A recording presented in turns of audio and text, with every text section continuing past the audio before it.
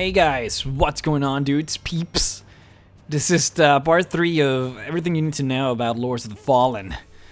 And before we get started, I want to turn on this bonfire here, and the reason for that will become apparent later. There's a reason why I'm doing it. You do get some experience, which is nice. I guess you can do it. It's probably better to do it at the beginning of the game, because the experience will probably help you more then than now, but I'll let you guys know what that is for once we get into it. Before that, though, I want to get this little secret. This is the key to a secret opening, a secret door at the very beginning of the game. It's kind of a big secret. Not many people know about it, so I'm here to show it to you guys, for those of you who don't know. We will get as to what it does later on. There's a lot of secrets here, and I'm just trying to catch up. You can break this wall here that takes you to the cellars. Again, another secret. I'm gonna... this is just a little taste, okay? Because I'm gonna do a video where I'm gonna show you guys every single secret that you can get in this game. And trust me, guys, there is a lot of secrets. But I wanted to make a video just for that because I feel like it's gonna be better organized if I do it that way. Otherwise, I feel like it's just gonna be hard to keep everything in control, in track, if I just kind of do them in the episodes. You know, unorganized, whatever. The door is actually pretty secret, and it's very hard to see. You just have to kind of stand here. You see that little curtain over there. You have to jump, and you can get into this secret kind of place here. It's one of those things that I don't think is normal for people to really find out unless someone tells you about it. It's one of those secrets you're not really meant to find. It'll, however, make you very powerful if you do know it. It's one of those things where I guess the game kind of rewards you for exploring, which is always nice when the game does that. And I think this game really does that a lot. It rewards you a lot for exploring, which is always nice. Before I leave this area, though, I wanted to show you guys that you can actually... There's a shortcut that we're gonna actually use in a couple of minutes here. You see that door over there? That's where Antanas is, and we're gonna be using this little shortcut here. Sorry. Later on for a quest. I just wanted to show you guys so you guys remember that. But anyways, I'm gonna get some vitality. I'm considering getting some more stamina here because I'm starting to get a little overcumbered by my my gear, which is kind of a shame. But yeah, as I was saying, I'm gonna make a video just for the secrets.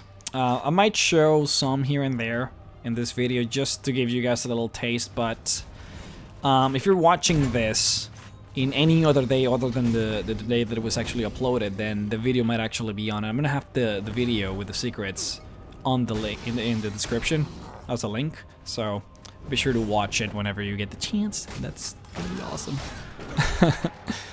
But this I found to be particularly hilarious. This never happened to me before. Usually don't see glitches like this in the game, but his gear is just completely invisible for some reason. I was having a little fun here, just kind of enjoying this little thing. You would be surprised how difficult it is to dodge an enemy with invisible weapons. Which I guess is a big reason why you see this trying to... It's probably a big reason why people in PvP in Dark Souls use the invisible weapon. I think it's a ring or something. Is it a ring? I think it's a ring in Dark Souls that allows you to get your weapon to be invisible.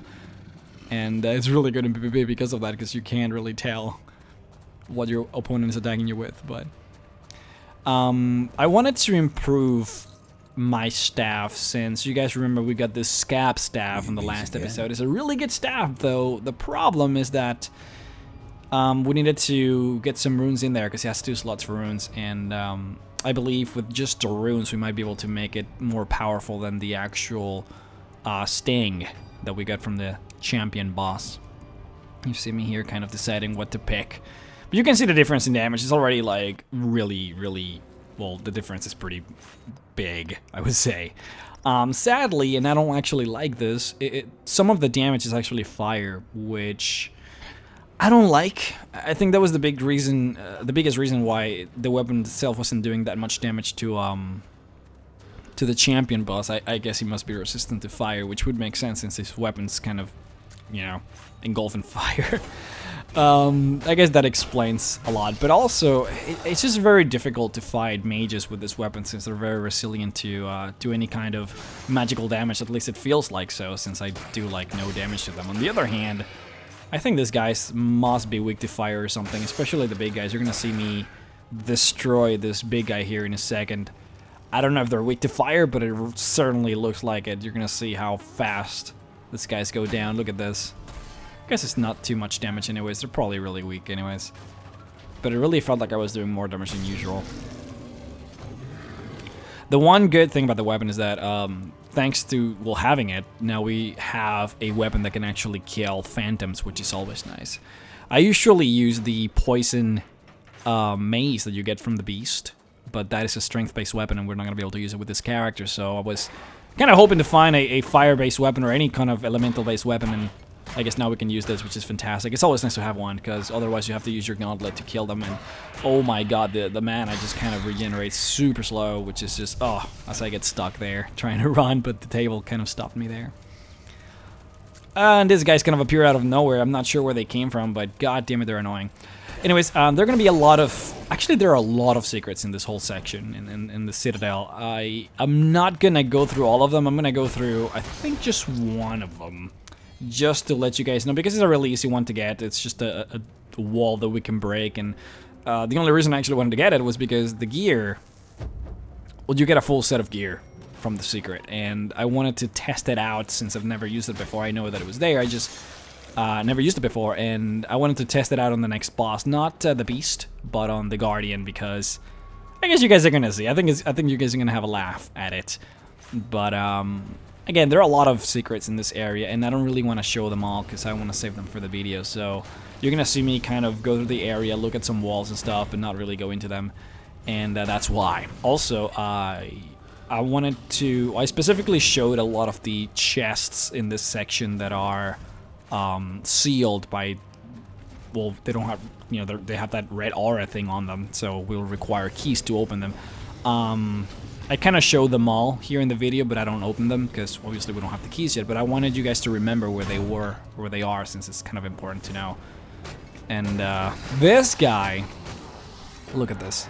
He actually hit me twice here and killed me. It's, I've never had that happen to me before. Usually when he does that little flurry dance that he does, he usually just hits you once and then he just stops.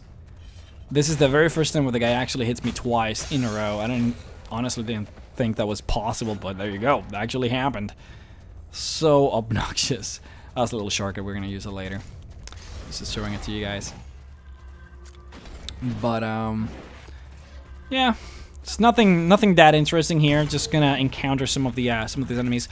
Oh, this is, I guess, the part where I was telling you guys. If you guys remember when I burned the bonfire, by doing that, you actually summon a couple of reinforcements, a couple of guards that actually come here and help you. You can probably hear them here. They're fighting some monsters upstairs, and if you wouldn't turn on the bonfire, they wouldn't be there, and you would have to fight some extra monsters. But since we did it, we got them, so that's nice. I don't think they actually stay for when you betray the humans. I'm not sure that actually happens. That would be something interesting to find out, but I don't think so. It would be kind of silly to actually make the game harder on you, but I guess I wouldn't be surprised if that was the case. Oh yeah, we got this weapon. I'm gonna try and get 26 agility just so that I can use it, because I was very curious. You don't usually get axes that are agility based. At least I'm not used to it. Most axes in the game are strength based, so I was like, huh, this might actually be interesting. Although axes tend to be really slow, so I don't think it's gonna really work well with our build, but still, it's nice to test things out, check them out, and enjoy them a bit. Just kind of roaming around here.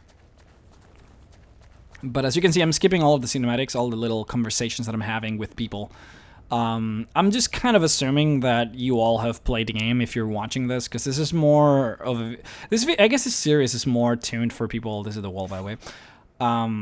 Series is more tuned for people that know the game, play the game, but just want to know more.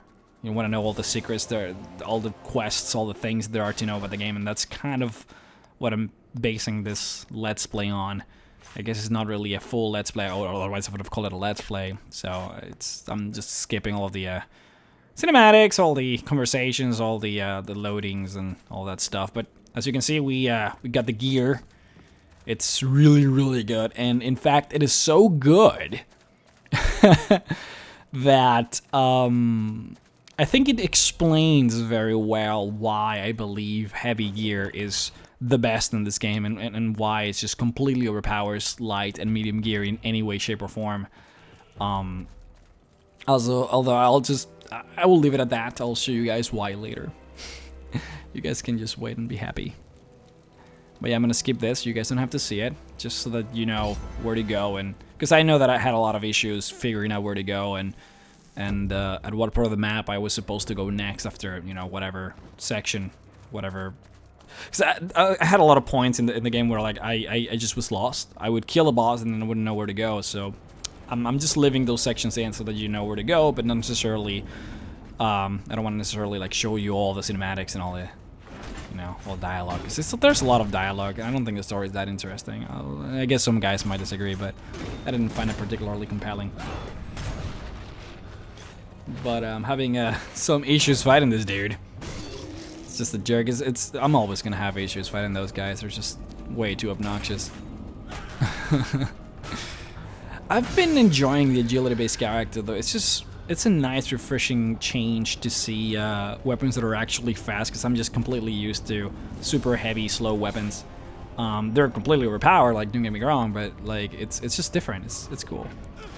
And just remember where this is, because we're gonna come here later and actually use that stepping stone there to get a secret. But I just wanted to show you guys where it is.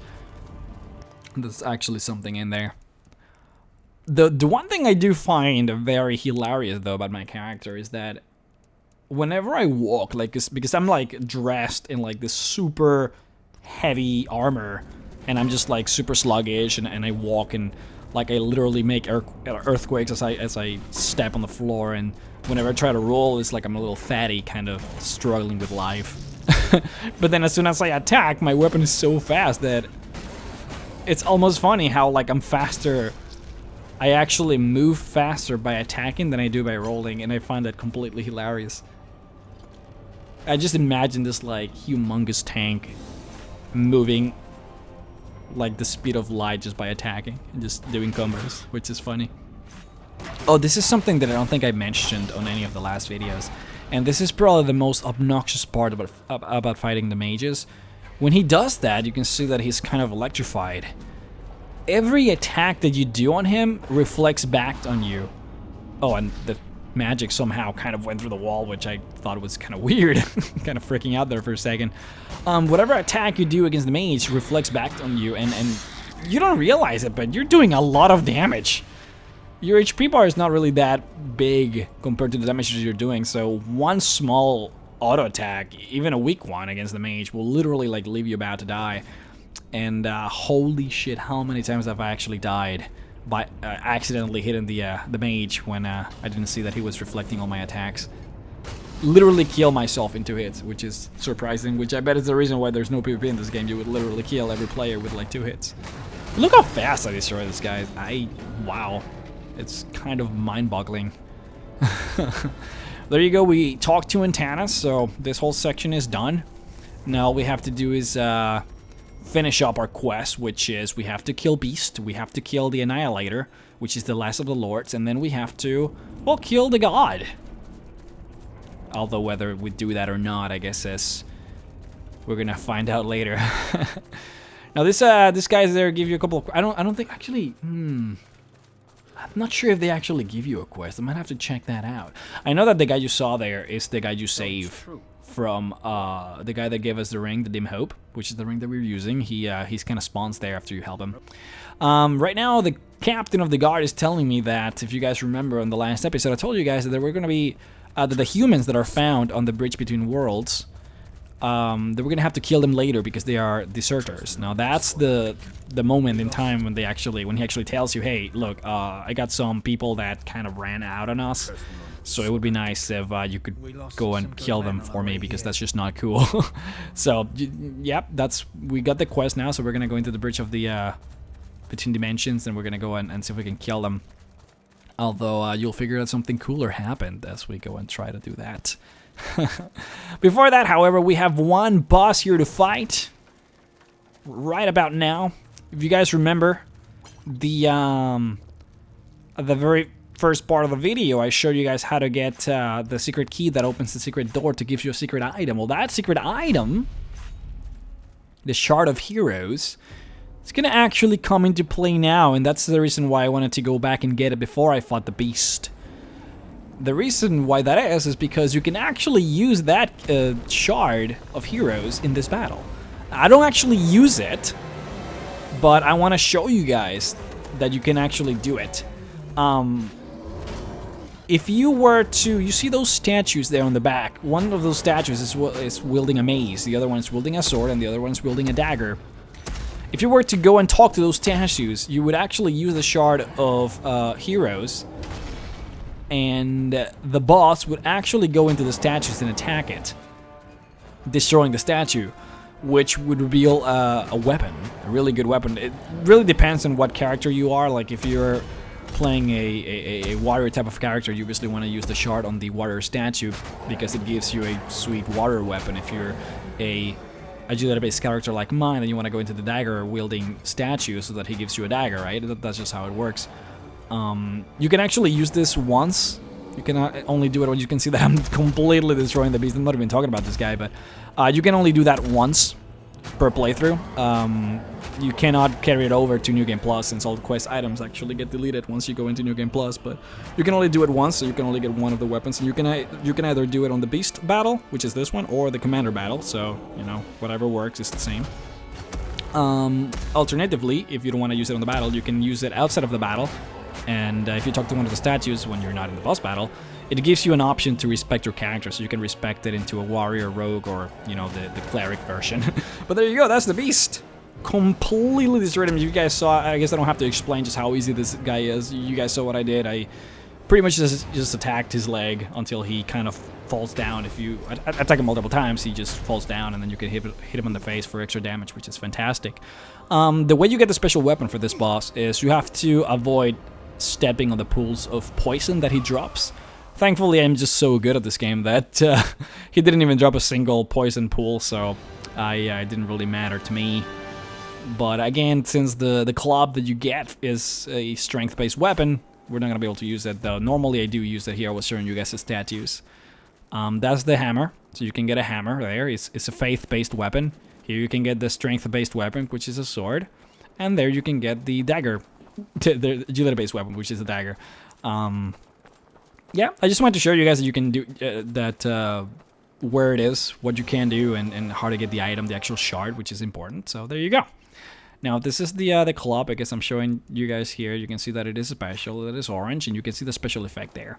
It's a great weapon for killing phantoms. It's the one I actually use for killing phantoms. Now I wanted to talk to this guy because he gives you a quest, and I don't think I need it really. The quest only gives you experience. So it's not like I really need it, but just in case you guys felt like you needed an extra help there, an extra boost in experience, I felt like I could show you guys where to do it. You talk to the guy, he tells you that there's a poison beast terrorizing the humans here, the guards. So now it's our job to go and kill it. As you can see, he's in the same area as the first boss, the first warden. So you guys remember I showed you twice where the shortcut is to this place, and that's the reason why, because I wanted you guys to know where it is. So now that you can come here, it's just a matter of killing him. He's, I don't want to say that he's difficult. You do have to be careful, because if he hits you with the first jab, the other two will most probably hit you. I don't think you can block it or prevent yourself from getting hit by the other two if you get hit by the first one. I don't think, yeah, whenever I get hit by the first one, there's nothing I can do usually. I guess it might depend on how fast your character is, but at least for me, you can see that no, there you go, you can do it. Okay, I didn't remember that. That's cool. He does poison you, though, so you gotta be very careful there. He also explodes whenever he dies, so you can see me kind of walking back. You don't want to get hit by that. It can be pretty painful. There you go, there's nothing else to do here. You can actually go back, and the guy's gonna be standing here right at the door. You can finish the quest by talking to him. It's a pretty easy quest, it's fast, and it gives you a shit ton of experience, actually. It's like 7,500, which is kind of a lot, actually, so there you go. Just to show you guys that you can actually do that, but I didn't really need it. Anyways, guys, we are here in the Bridge Between Worlds, and the little cinematic here happens. I decided to leave it because it's the Well, boss cinematic, I guess, technically. Now, this is the part where, this is the biggest reason why I wanted to get the shield. The shield, what am I talking about? The Faith armor set. The super heavy armor set that I just got. Was because I wanted to try something very special for this boss. You see, some of you guys have been telling me that, you know what, heavy gears are not the only way to go. That's just how I particularly find it the easiest way to play, but it's not necessarily the best. You know, I just strongly disagree. I really do think so, that heavy gears is just the way to go in this game. And I wanted to show you guys why I believe so. So I'm actually going to fight the next boss, which is the Guardian, by the way. I'm gonna actually fight him without even caring about my health. I'm not gonna block as much. Like, I'll block in the very beginning of the battle, but just in general, like, I'm just gonna play really, really bad. I'm just gonna allow myself to get hit multiple times. I'm just not gonna dodge at all. I'm barely gonna block in that battle, and I will show you guys just how easy the boss can be if you just wear the heaviest of armors that you can find, which is this one right now that we can find as of the moment. This guy decided to shield himself with electricity, which is kind of a pain in the ass. I'm just kind of here waiting for it to pass. This is very, very obnoxious, to be honest. And now he's trying to heal himself. But yeah, I'm just gonna see if I can defeat this boss by not giving a shit. And I think it'll be very interesting to see what happens whenever I try to do that. Oh, she's gonna come here and tell you that that you can choose to not fight the Guardian. If you can choose so, you can just completely skip this boss, which is fine. I believe it's possible. This part gets a little bit complicated because there are actually 3 ways in which you can get to the next boss, and I showed you guys that I was gonna do this with this weapon. As much damage as possible. This is the strongest weapon that I have in terms of damage, and I was just wearing the strongest armor, so I think this is going to be pretty interesting. But I guess I'll get us to how to get to the next boss on the next episode, since I guess we're not going to cover it on this one, so I don't want to, you know, I don't want to get ahead of myself, since it can be a little complicated. As you can tell, I found a really easy way to escape the fires of doom from hitting my face. And that is to just hide behind that big rock formation there, and if you do that, the fires just won't hit you. Sometimes they do. It really depends on the angle. If you get really unlucky, one of the fires will actually hit you. You have to be very careful, since those fires are actually a big pain in the ass, and I wouldn't actually be surprised if they one-shotted me. Like, if all the balls of fires would actually hit me, I'm almost positive it'll kill me, so... But yeah, as you can see, I'm just not even giving a shit. I'm just kind of going through it. At the very first part of the battle, I was actually testing to see how well I could block him with this shield. But as you guys can tell, this one hits me there. As you guys can tell, I was having kind of a hard time blocking his attacks. I am not used to wearing a small buckler. I'm used to wearing a super big, badass, manly shield. And it really does make a difference, as I found out. It's just that the angles are... The big shields tend to be a lot more forgiving with the angles. Even if you're not directly looking forward to the guy, you can block everything pretty much at an angle, and it's just fantastic. This one, you have to be like looking right at the attack for you to be able to block it, which is a little obnoxious, but I guess I'm not surprised. But this is what I'm gonna do now. You see that I'm just gonna go phase. I'm not even gonna give a shit. The guy's gonna kick me, and I'm just gonna continue auto-attacking like a computer. I'm pretty much an NPC at this point. Not really giving that much of a shit, and you can see just how much damage I'm not taking. I'm dealing all the damage since my weapon is pretty powerful. The guy kicks me and hits me, and it's like I take no damage whatsoever. I'm just being stupid with the way I play. No dodging, no planning, no strategy whatsoever, and you can see me just kind of completely teabagging this guy. And this is why I believe, honestly believes heavy gears are just the best way to play this game, especially if you're a newbie, if you're starting. It's hard for the enemies to punish you by whenever you do a mistake, because if they do punish you, like, it's really not that damaging. So I don't know if I'm making any sense here, but I just thought it would be funny to try something different for this boss and just go all out, see if I could just overpower a boss, which apparently you can. which is fun. Usually the bosses are the ones that get to overpower you, you know? They don't give a shit if they get hit or not. They just auto-attack you to kill you. I felt like I could do that too. I deserve that.